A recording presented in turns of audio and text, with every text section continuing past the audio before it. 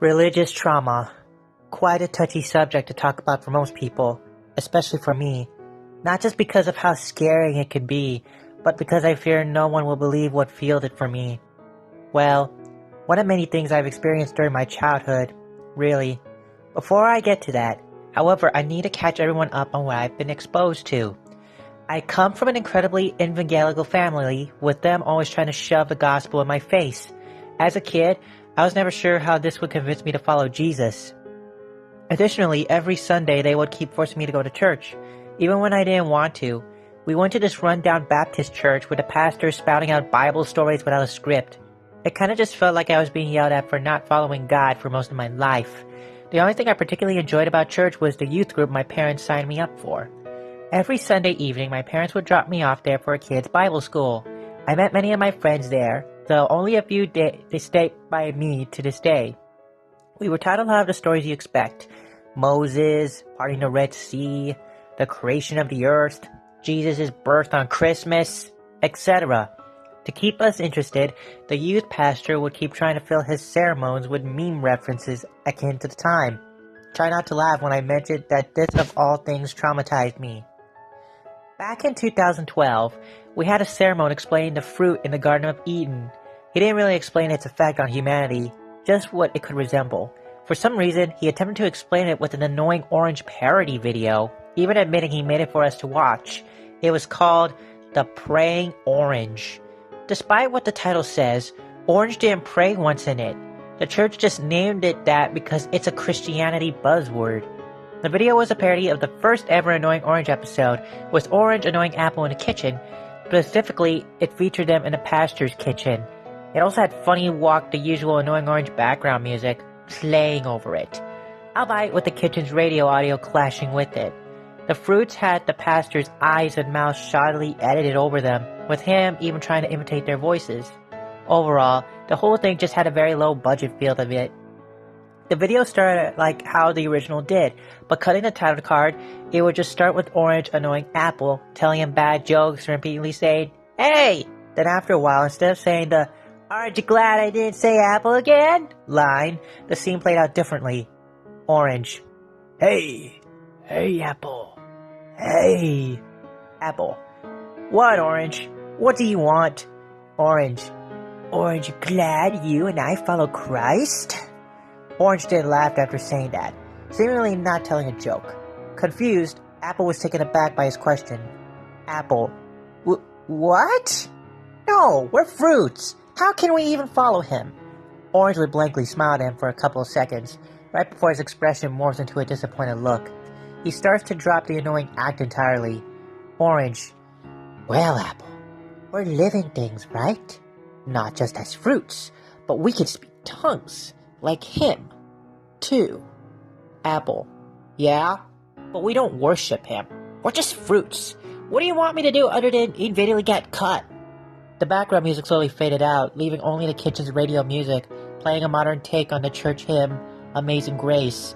As it played, Orange began to sound angry, looking down and gathering his thoughts. He would then answer Apple, now using a more cryptic tone to his voice. Orange: "Good question.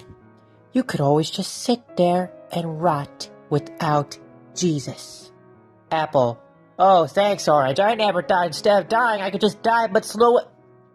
Orange: "I don't mean it like that, Apple. Just listen to me, and you won't have to rot like how I almost did." Apple: "Oh, okay." The radio's music slightly increased in volume during the conversation. The camera would slowly zoom in on Orange as he explains himself. Orange: "Whenever I'm not thinking about the Lord, I feel rotten both inside and outside. My mind slowly drifts away from his warm, loving hands, and my skin starts to wither. I keep trying to recite his tellings when I'm feeling down, and all of a sudden, I'm back to feeling ripe." As he talks, sections of the skin layer peeled off, which seemed to be flicked off by a string. His eyes also began to slowly mold before becoming pitch black. Apple: I get what you're saying, but what's going on with your skin?" Orange: "You see it now, Apple? The painful divergence between us fruits and Christ? Are you willing to acknowledge the consequences of being alone? Apple. What? What are you getting at? Or... Apple started to rot as well, with eyes beginning to blacken, too. The video then cut to Orange, with his lips starting to rot off, revealing an edited skull mouth underneath. Orange. Are you willing to accept your role as God's fruit? The same one you were given so long ago? Apple. Orange, I'm not some sort of child of God! Stop trying to control me, you freak! Orange. How can you be controlled if Jesus isn't in your heart? To be there to guide you on his path. When would you let him save you? When, Apple? When? The music started to jumble as Orange continued to yell Bible-related phrases at Apple. He would slowly start to cry in fear as it continued, eventually flopping forwards as if he's bowing to Orange. Apple. Okay, you got me. I'm sorry for not accepting Christ as my Lord and Savior. I'll be his fruit. Just, please don't kill me, Orange. Orange. Do you mean it? Apple. Yes, I do. Orange. Then prove it. Come over to me. Me. Apple would fearfully roll over to him, whimpering under his breath. Orange would study his miserable friend to see if he's lying or not. He then noticed something particularly off about Apple, widening his eyes before replying. Orange. Hey, Apple. Apple. What? What do you want from me? Do you want me to start praying or something? Do you want me to... Orange. It seems you have to know what you're made for. The sins of man will be proud to know you've been saved.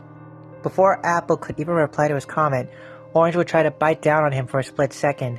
The video quickly cuts to black before Apple could scream, right before displaying an eerie visual. It was a crayon doodle of the rotted Orange staring down at Apple bowing to him.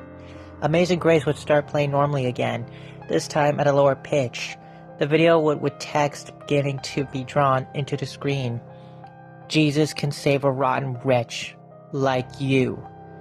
As you could possibly tell, this freaked every kid, including me, in the audience out that day. Everything Orange was saying felt like the church itself was punishing us for ignoring Christ, though. Him. I almost wanted to run out, but I just apprehensively sat there because I felt like God would punish me if I left. Surprisingly, when my parents found out about what happened, they were shocked by my reaction to it all. Well, they were only really surprised by my reaction to the video and not that it confirmed my fears about both them and the church. At the very least, they were more comforting when it came to how scared I was. By the time we got home, I immediately started reading my Bible. I set aside playing on my computer that day just so I wouldn't rot like Orange. I couldn't even think about the channel he came from without thinking of that video. His manipulative tellings of the Bible kept lingering in my young mind. It's now been a decade since that incident, and there's still been times where I think about the video. I'm still a little traumatized, but I look back on it wondering what happened both it and the person who made it. I even tried searching for it a year ago to see if the youth pastor uploaded it somewhere. It led to me to discovering that not only did the church I went close down, but the pastor didn't have much of an online presence. Out of luck, I eventually tried to look up if the pastor uploaded it to YouTube, only to find nothing about it. I thought for a second that maybe it was a passing memory. Then I decided to talk about it to my friends to see if they remember it too. Both of them mentioned that they watched the video with me, even describing the same things I remembered from it. I also couldn't find it from researching it either. As a result, we decided to start a lost media campaign to see if other people would be willing to find it with us. We got a few people interested in the video, even joining the server we set up to archive parts of it. We don't know if people are able to find a scary video from a church no one else knows about, but I'm hopeful I can at least revisit it, even if it traumatizes me again.